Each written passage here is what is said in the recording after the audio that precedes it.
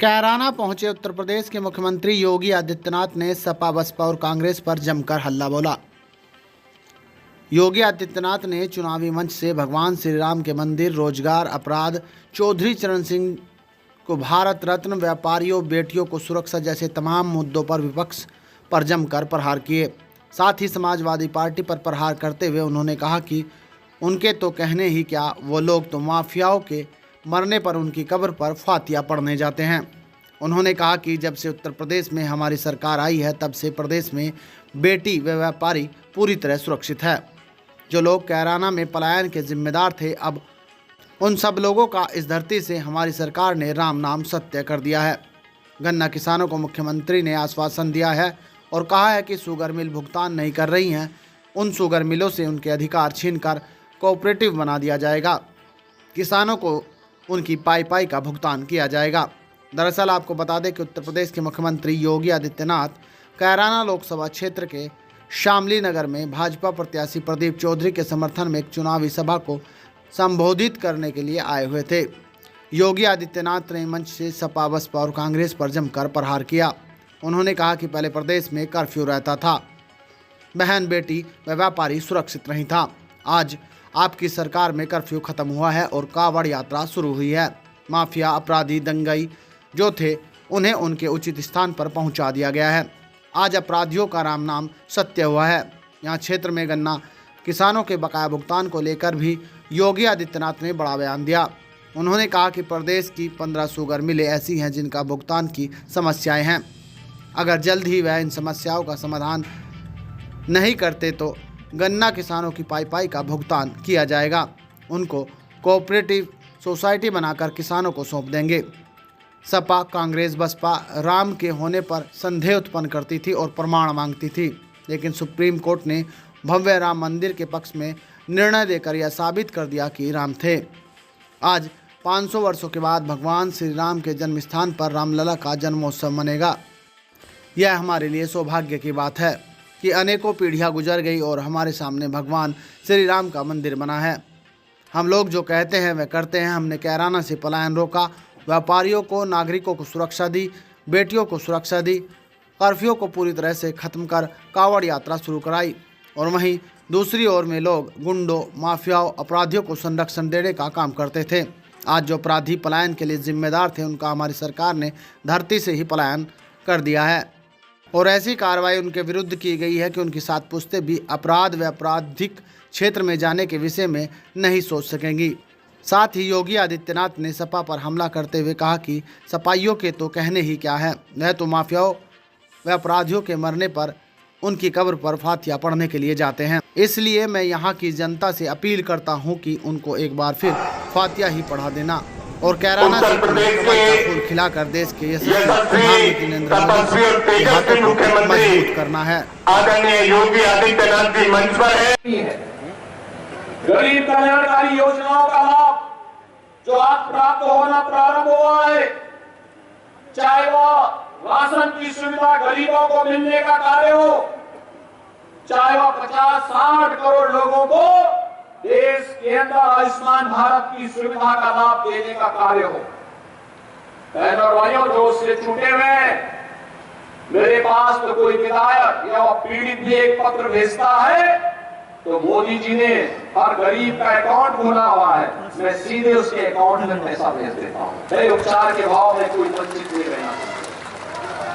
बहनों भाइयों, 12 करोड़ अन्नदाता किसानों को प्रधानमंत्री किसान सम्मान निधि का लाभ, 10 करोड़ गरीबों को आज रसोई गैस के फ्री में सिलेंडर, 12 करोड़ घरों में बहनों भाइयों शौचालय बनाने का कार्य और 4 करोड़ गरीबों की सिर को ढकने के लिए प्रधानमंत्री आवास योजना का लाभ, 2.5 करोड़ घरों को फ्री में बिजली का लाभ, ये जो लाभ दिया गया है बहनों और भाइयों, यह कभी नहीं मिला और पहली बार किसानों को सम्मान किस रूप में, प्रधानमंत्री किसान सम्मान निधि के कारण भी और किसानों के मसीहा चौधरी चरण सिंह को भारत का सर्वोच्च नागरिक सम्मान भारत रत्न लेकर के भी मोदी जी ने दिया है। ये चिन्ह भी हुआ है यह मोदी जी के कारण ये सब सुविधा देश को प्राप्त हो रही है और इसीलिए लोग आए हैं। जो ये अच्छा अच्छा अच्छा दिखाई दे रहा ना, पहले कर्फ्यू रहता था, महीनों कर्फ्यू रहता था, बेटी और व्यापारी सुरक्षित नहीं थे, स्कूल नहीं जा पाते थे। बहनों और भाइयों, खराब सरकार थी तो कर्फ्यू लाती थी, अच्छी सरकार आई तो कर्फ्यू तो समाप्त हुआ, लेकिन कावड़ यात्रा शानदार तरीके से चला दे रही है। जहां गलत लोग थे, माफिया और अपराधी को गले का हार बना करके, दंगाइयों को नखरों बुला करके मुख्यमंत्री के आवास पर उनका सम्मान होता था और सही सरकार आई, माफिया और अपराधी को जहां पहुंचाना था वहां पहुंचा दिया है। और बहनों और भाइयों, यह भी सुनिश्चित कर दिया कि अयोध्या में राम लला विराजमान होंगे, हमारे पश्चिमी उत्तर प्रदेश का अन्नदाता किसान राम राम बोलेगा और अपराधी को राम नाम सत्य है भी बोलेगा। ये काम एक साथ चल रहे हैं, हम सुरक्षा भी दे रहे हैं, समृद्धि भी लाने का प्रयास कर रहे हैं। और मैं एक बार और कहने के लिए आया हूं, बहनों और भाइयों, हमारा अन्नदाता किसान अब तक 2.5 लाख करोड़ रुपए का गन्ना मूल्य का भुगतान हम लोगों ने किसानों को किया।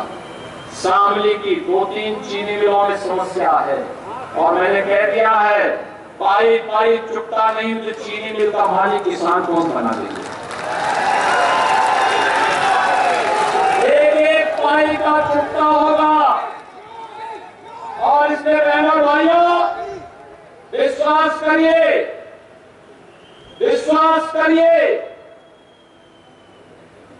जब हम लोग आए थे 115 चीनी मिलें भी नहीं चल रही थी और उसके बाद जब सुरेश राणा जी को मंत्री बनाया, इन्होंने नई चीनी मिलों को बनाने का काम किया। 120 चीनी मिलें आज के दिन पे चल रही हैं।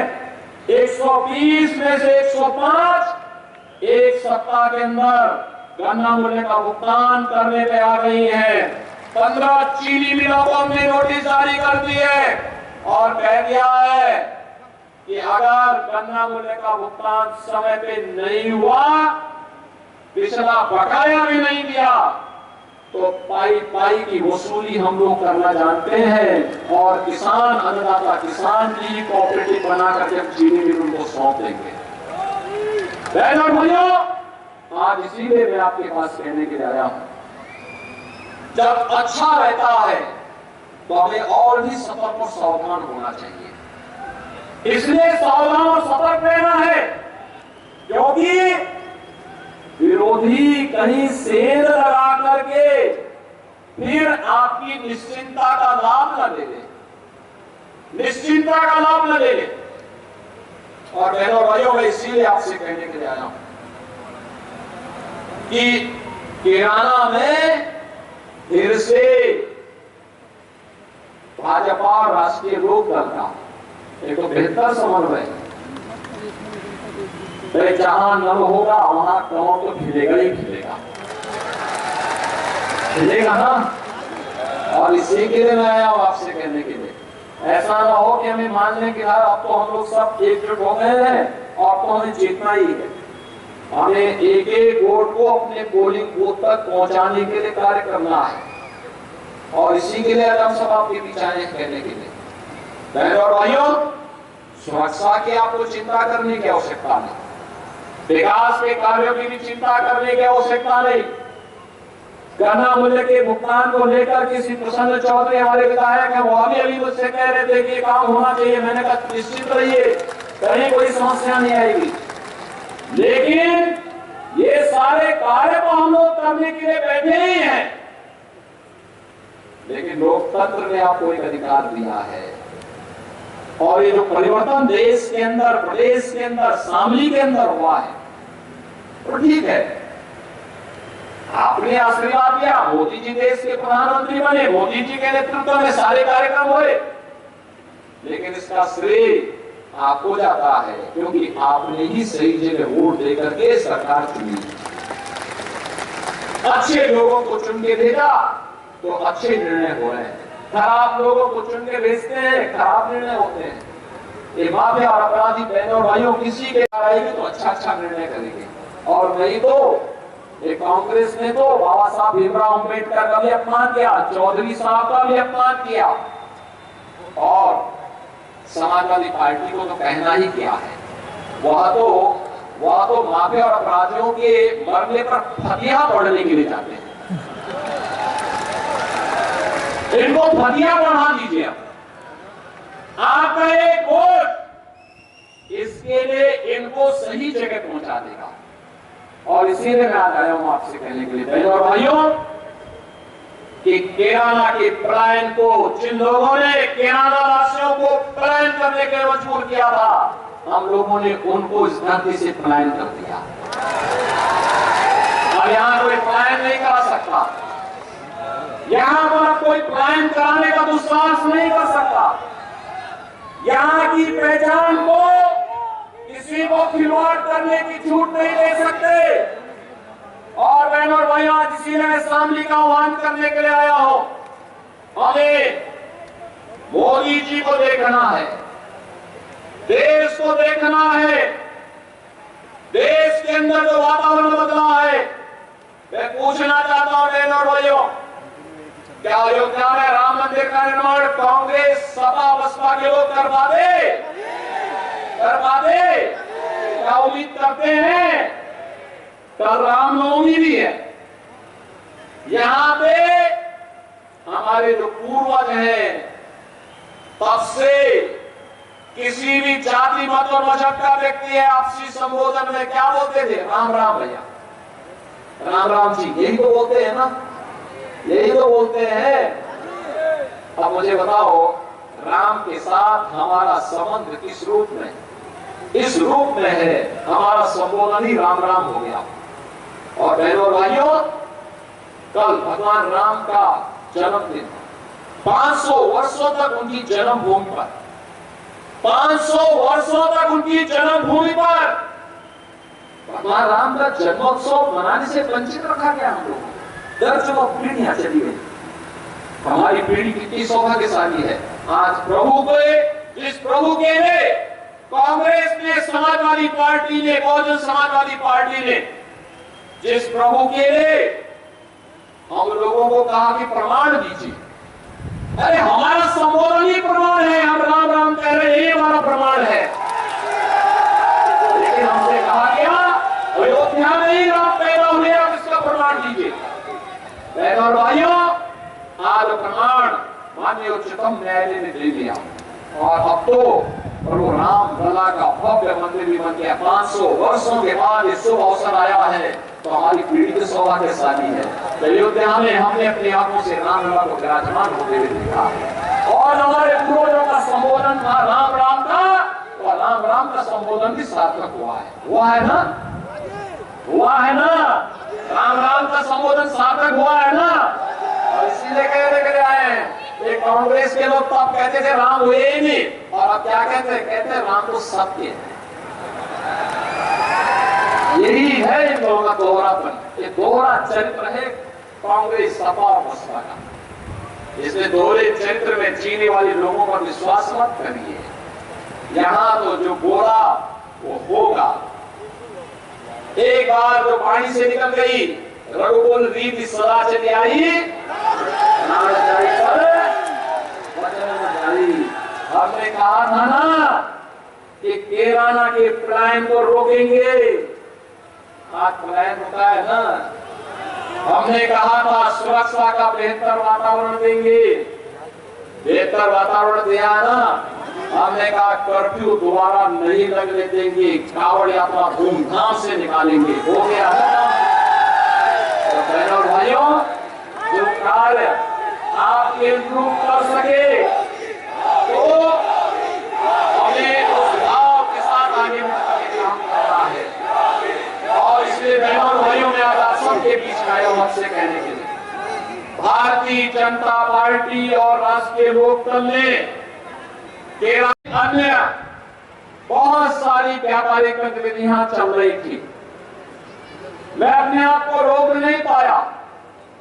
मैं वहां एक व्यापारिक परिवार के बीच में जाकर के रुका, क्योंकि 2015 में उसी परिवार से एक सदस्य को पहले से कह करके अपराधियों ने उसके बाद निर्मम हत्या कर दी थी।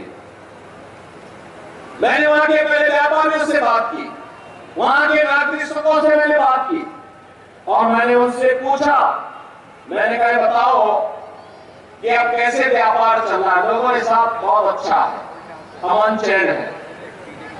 मैं उस परिवार से मिलने के लिए गया था और उस परिवार से मिलने के बाद वहां पे मुझे लगभग 10-11 वर्ष की एक बालिका मिली और उस परिवार में बैठा था। मैंने उससे पूछा, मैंने कहा कहां पढ़ती हो?